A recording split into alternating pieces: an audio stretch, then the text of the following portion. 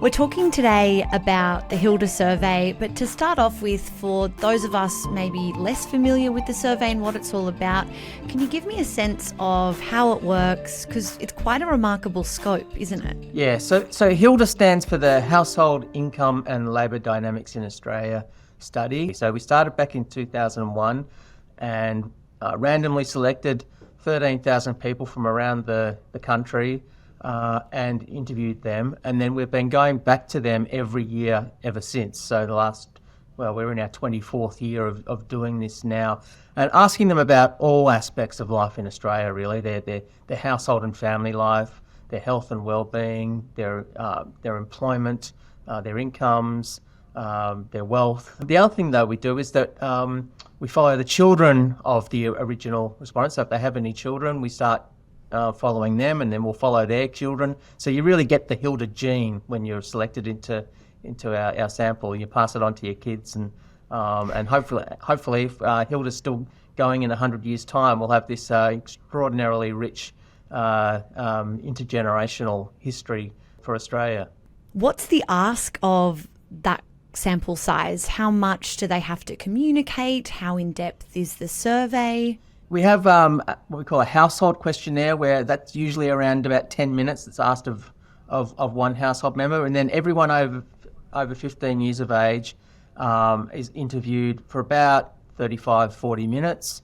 And then they have a what we call a self-completion questionnaire, which can be either pen and paper, or they can do that online, and that usually takes at least half an hour as well. And so that's an annual event. It's a bit like doing your taxes. It just comes around every year. I think a lot of people, they recognise the importance of the study, and that each of them represent 1,200 other people living in Australia, and I think a lot of people just do it out of a sense of a civic duty. I'd like to think it's probably a lot less arduous than tax time. I think you're cutting yourself short a bit there. In terms of the latest findings, we've had a report out this month. What were the big standouts from the latest survey? Probably the most concerning thing to come out of the study is the rise in a measure of what we call psychological distress, where you are feeling hopeless or worthless or depressed, those sorts of things. And on this measure, we've seen a real substantial rise since around about 2011, and it's been particularly concentrated amongst teenagers and people in their early 20s, where we've had more than a doubling of the prevalence. We've now got about 40% of people in the 15 to 24 age range that are in psychological distress. All this rise has happened since 2011. It did accelerate a bit during COVID, which is perhaps unsurprising. It wasn't a great time to be a young person in Australia during the first couple of years of lockdowns and restrictions on travel and the like.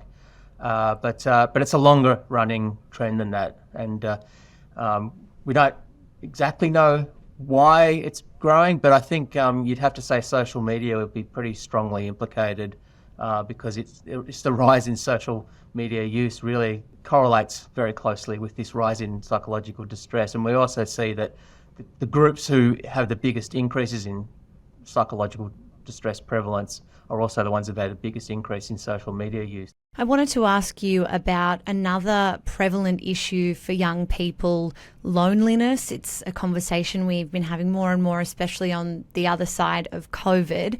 What did the survey learn about young people and loneliness most recently? Yeah, so traditionally Hilda had shown that it was older people who tended to be more lonely, and that's sort of consistent with particularly single older people. Maybe their partner has died, they're a widow or widower, and what we've actually seen over the last 20 plus years is decline in loneliness amongst older people in the community, which is obviously a heartening development. But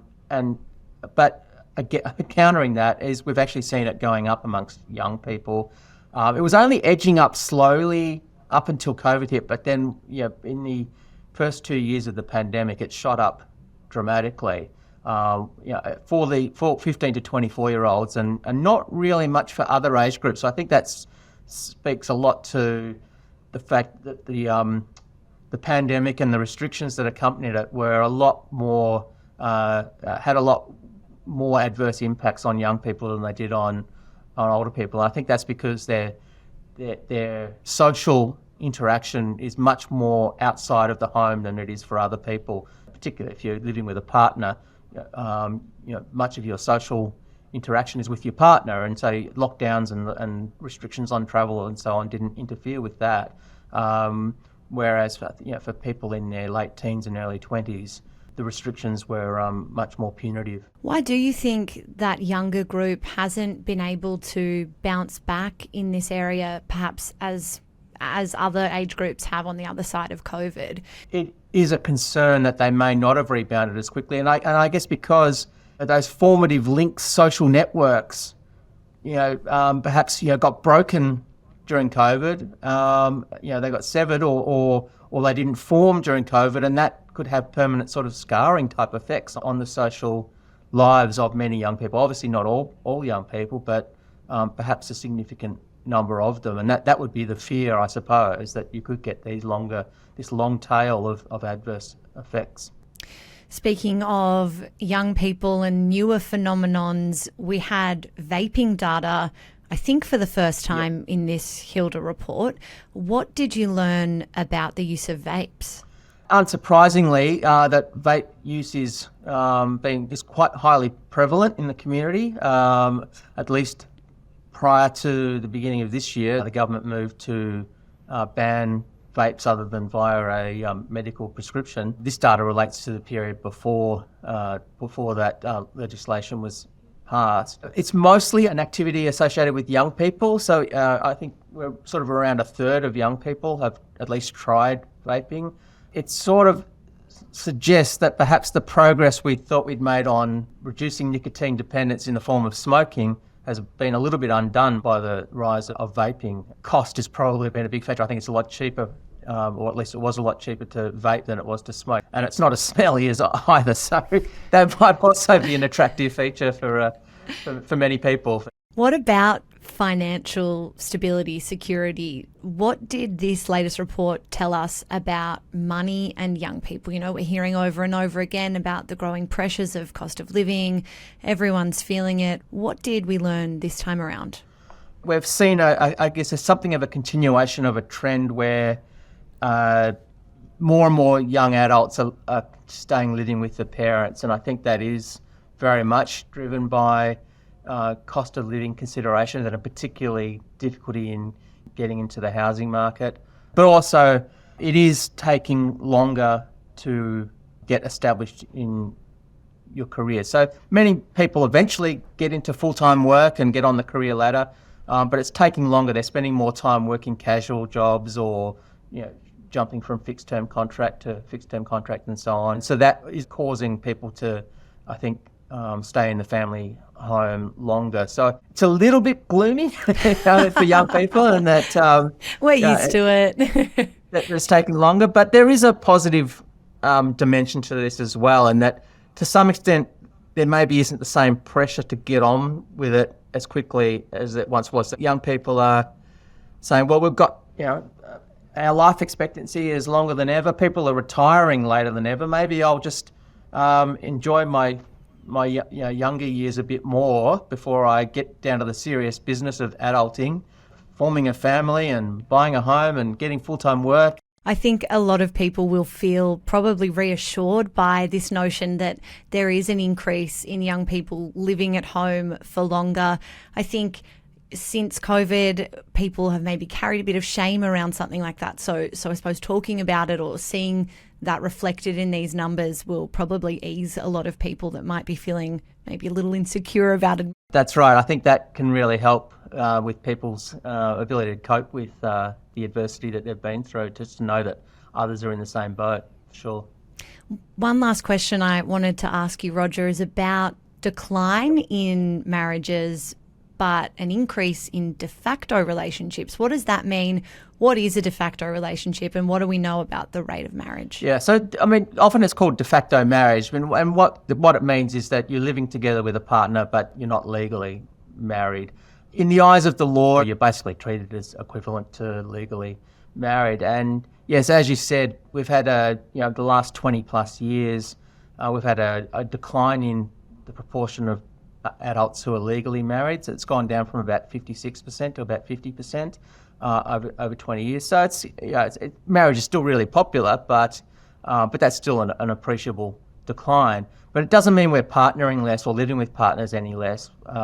It's just that we've had this rise in de facto couples. And I think there's a few things at work there. I think, firstly, just going to what I was saying before about doing things later, there's a lot of people in their 20s now in de facto relationships who 20 years ago would have been legally married.